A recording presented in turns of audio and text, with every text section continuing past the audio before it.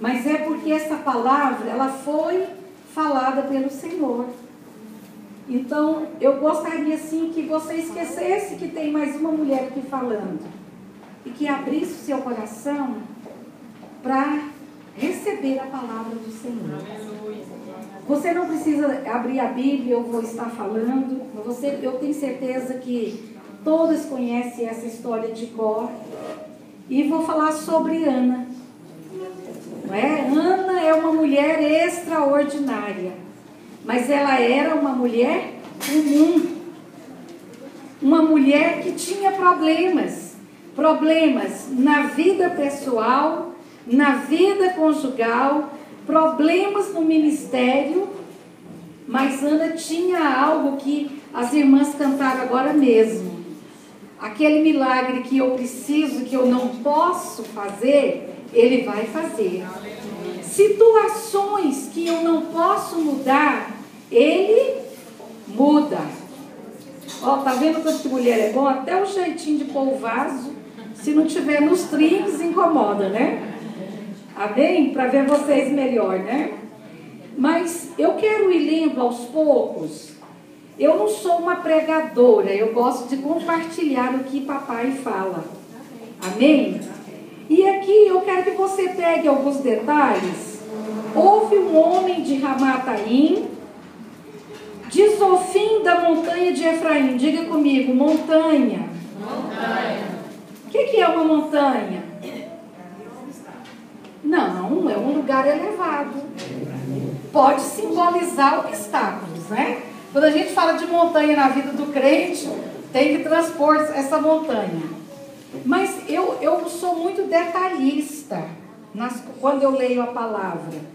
Então, da hora que eu comecei a ler, diz que houve um homem de Ramataim, de Zofim, da montanha de Efraim, cujo nome era Eucana. Deixa eu dizer uma coisa. Nós, brasileiros, nós não damos muita importância à árvore genealógica. Mas Deus é um Deus que ama. Quando Ele vai falar de você, Ele fala Elizabeth, que é filha de Reni, que é filho de Arthur. Para deixar bem claro que Ele é um Deus que te persegue por toda a história. Quando meu avô Arthur existia, Deus sabia que havia no vovô Arthur uma semente que geraria meu pai, que me geraria.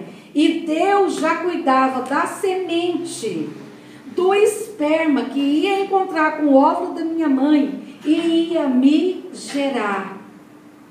Eu não sou um ato impensado da natureza. Você não é apenas algo que foi fruto de uma noite de amor. Você é alguém que Deus criou desde o começo da história. Diga para a pessoa que está do seu lado: Deus te persegue pela história. Amém? Então, falar hoje de útero, de gerar, o brasileiro ele é muito sensual. Então, quando a gente pensa, eu vou me deitar com meu marido, a gente só pensa em sexo, em transa e tudo. Deus não pensa como nós. Eu gosto de falar, Deus não olha, Deus vê. Amém?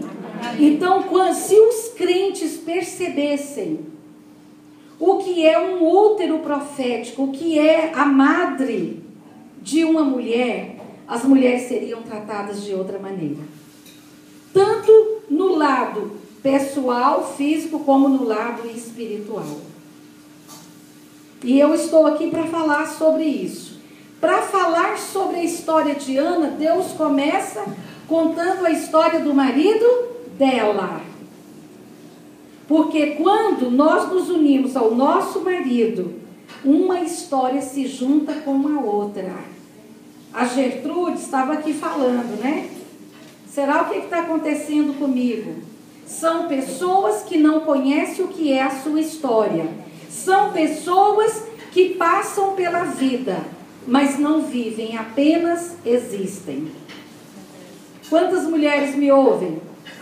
Amém. Tenho certeza que sua vida a partir de hoje vai ser diferente. Amém. Há 2 anos atrás, Baúde, eu tive um infarto. E quando eu cheguei no hospital, que o médico já detectou mesmo que era infarto, já começou todos os procedimentos, todo o acode, e teve que fazer cateterismo. E naquele momento eu fiquei assim, porque geralmente eu não sou apreensiva. E fiquei assim, Senhor, se eu morrer, parece que eu estou meio incomodadinha. Eu estou com medo de morrer, Senhor? Porque eu não tenho medo de morrer. Mas parece que aqui agora, nessa maca, parece que eu estou... É um medinho, é uma insegurança. Eu estou com medo de morrer, Senhor?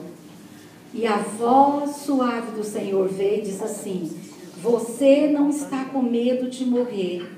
Você está com medo de não ter vivido. Vocês entenderam? Sim. Você não está com medo de morrer. Você não está com medo de me encontrar. Você está com medo de ter passado pela vida sem ter vivido a vida que eu queria que você vivesse cada dia. Esse é o seu medo. E eu quero dizer para as irmãs, 95% das pessoas passam pela vida e não vivem, apenas existem. A Gertrudes falou aqui agora mesmo, né? Minha vidinha é essa mesma. Todos os dias ela é a mesma. Deixa eu dizer uma coisa. Nossa vida, todos os dias, ela tem que ser uma aventura.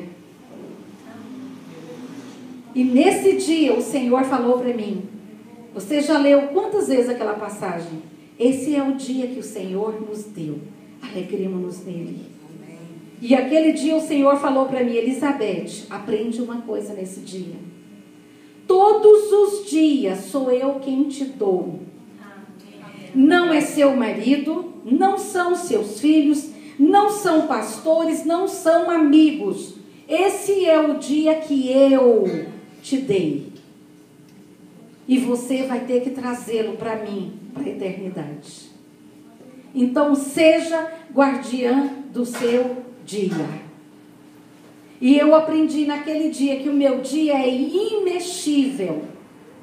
O meu dia só será, desculpa o palavrão, desgraçado, se eu permitir.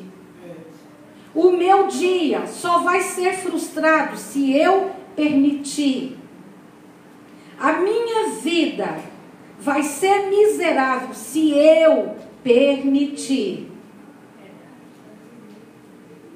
Porque eu quero falar de uma mulher que aqui fala da vida do marido dela e começa dizendo: essa mulher morava nas montanhas de Efraim. Diga comigo, montanha. Montanha. E diz assim: e esse Eucana tinha 2 mulheres. O nome de uma era Ana e o nome da outra Penina. Penina tinha filhos, porém Ana não tinha. Subia, pois, esse homem de sua cidade de ano em ano a adorar e sacrificar ao Senhor dos exércitos. E estavam ali sacerdotes. E diz o seguinte: e sucedeu que no dia que Eucana sacrificava, dava porções do sacrifício a Penina sua mulher e a todos os seus filhos e suas filhas. Porém a Ana dava uma porção dobrada e mais que excelente. Vamos ver um pouquinho, aos olhos de Deus, a vida dessa mulher. Era uma mulher que morava onde?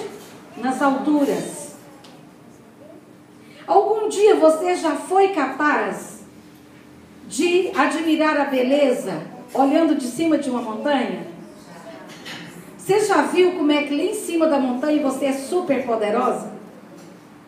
Você olha lá de cima, você vê a cidade lá embaixo, você vê os vales e você tem uma visão privilegiada que ninguém mais tem.